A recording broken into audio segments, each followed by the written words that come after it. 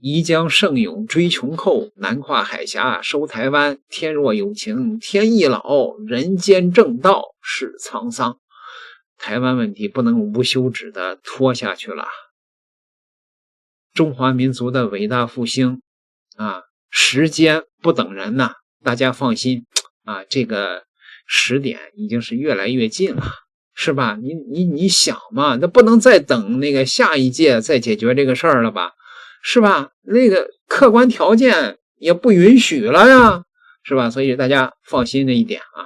这个马英九啊，我很早之前我也跟大伙说啊，这就是个棒槌呀，怪不得网友说他是马娘娘呢，确实是百年烂党扶不上墙。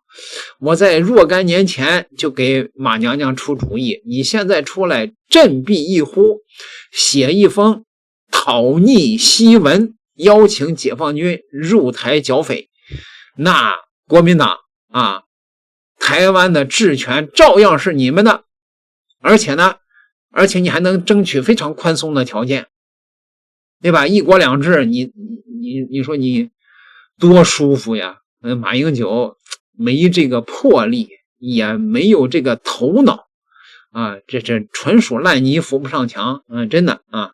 那最近呢，他跑到中国大陆去啊，带了一帮他的那个基金会的学生，在这个演讲的时候又提那一套陈词滥调啊，按什么这个要顾及台湾那个人民的意愿啊，和平统一啊，还是那一套暗毒的言论，把这个金灿荣教授啊给气坏了。金灿荣教授就批马英九，按他那个说法，那干脆咱就别统一了呗。马英九讲话应该讲是他内心的体现，对吧？就是他提了这个一定要征得台湾人民的同意，对不对？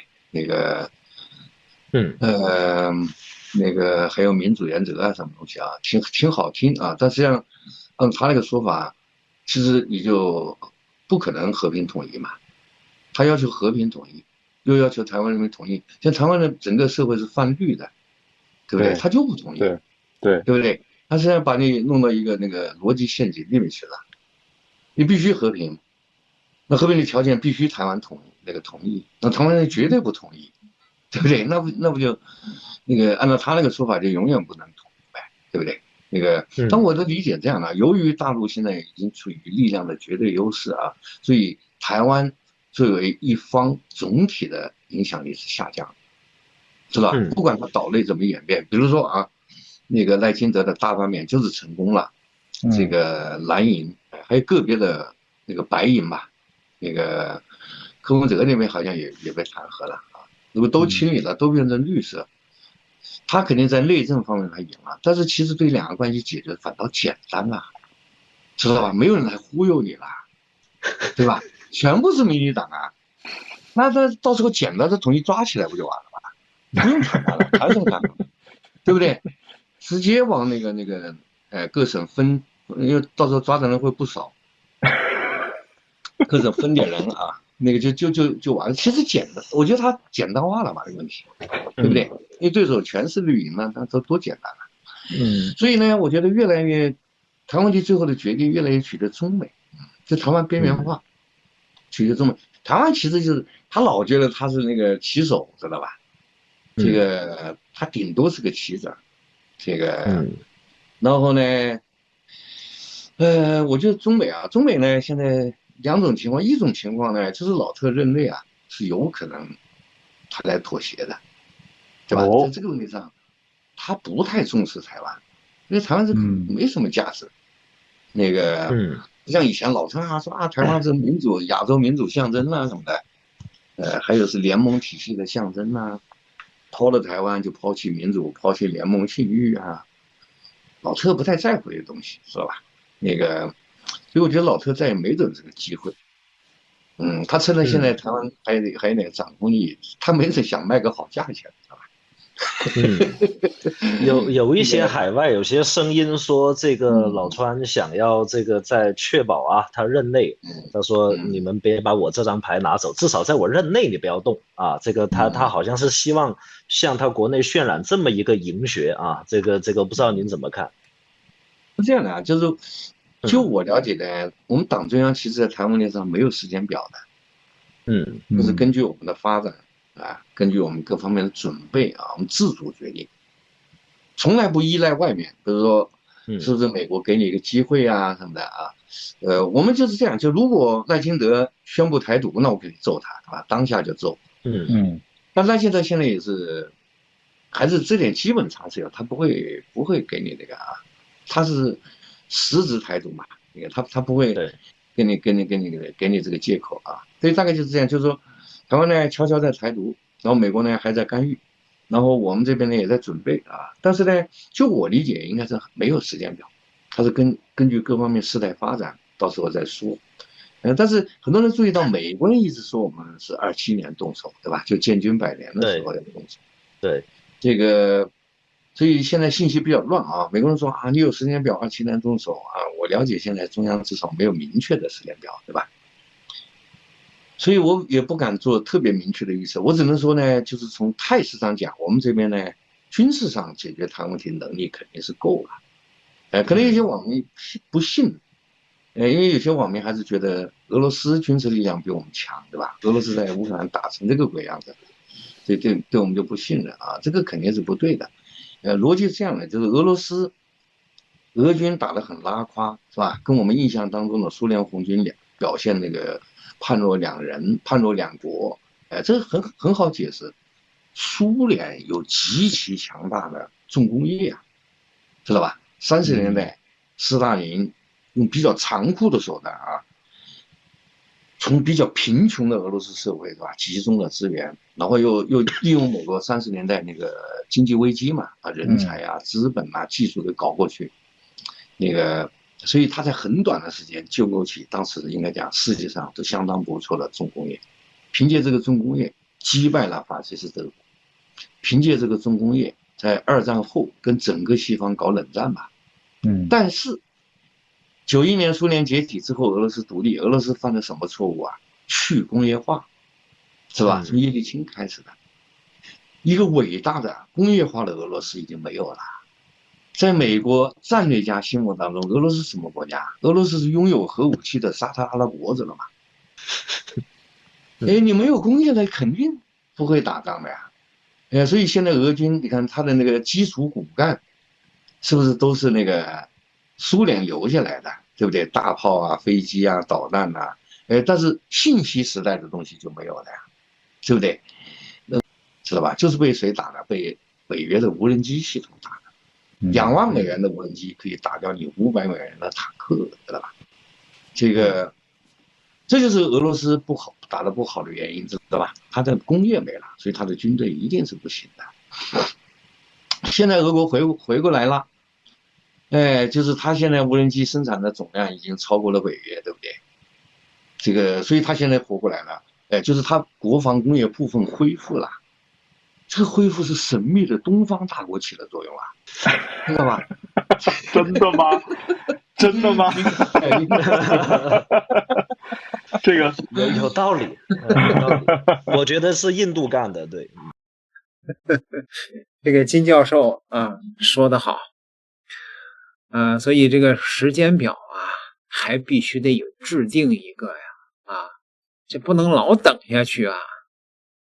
戴旭将军啊，现在这个原来是大校，现在肯定是将军了，是吧？退了休肯定提一级了啊。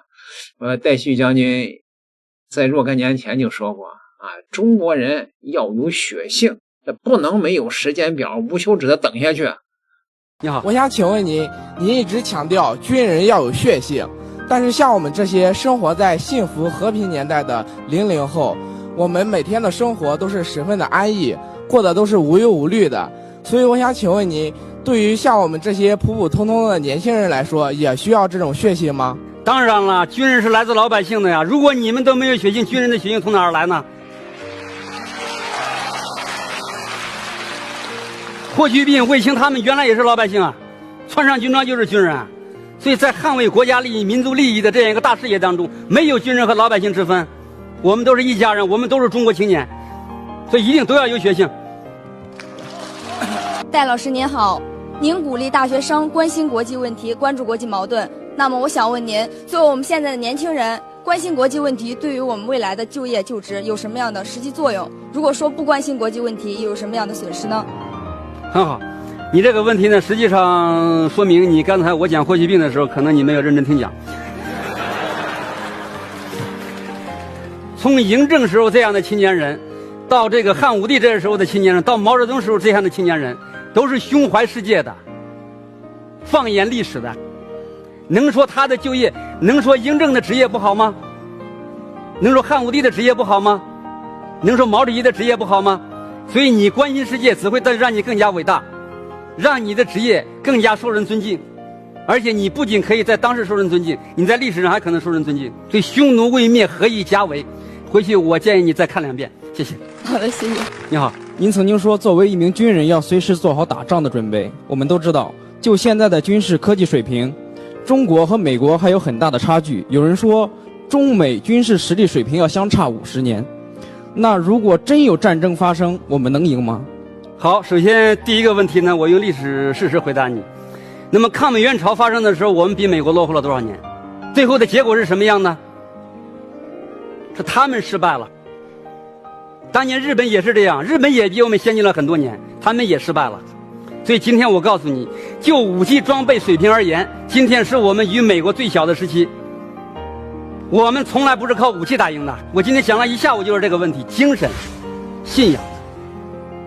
那么今天我还可以负责任地告诉你，以我一个当了将近40年的老兵，他所拥有的基本知识告诉你，今天世界上所有国家没有一个国家敢在军事上和我们较量。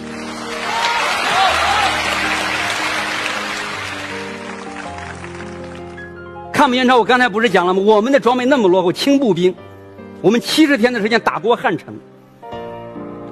当年的南朝鲜军队，今天我们叫韩国了，简直不能见中国军队的面。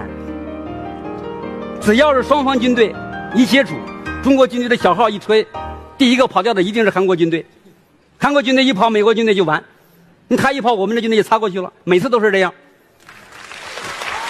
我之前看过一部电影叫《狼图腾》，看完之后深有感触。您之前也针对狼图腾这一话题发表过评论，说中国人的图腾是绝不能做披着狼皮的羊。那么请问您对这一句话的具体解释是什么呢？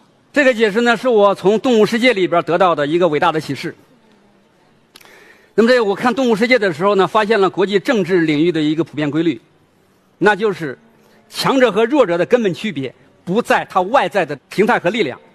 比如说草原上牛羊都比狼的体积大，牛的体力肯定比狼要大，体型比它也大，关键在于牛还有重武器，2个大牛角，它的这个种群数量还大，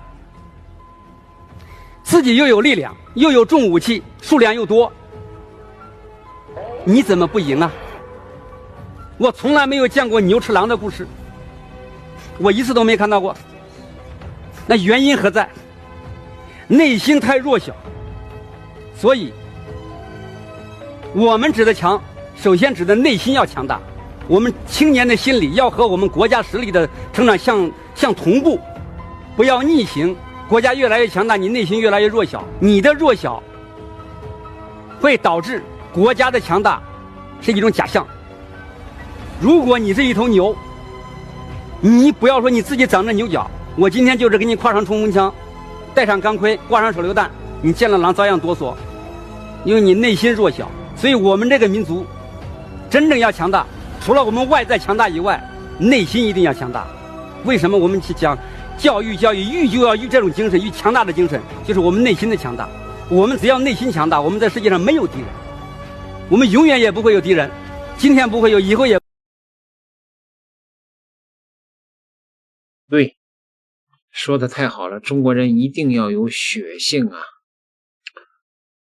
这个不要再拖了吧，时间表我想已经是有了。你从各方面来分析的话，这问题还能拖几年呢？要想实现伟大复兴，彪炳史册的话，也就这几年了。点个订阅，下期再聊。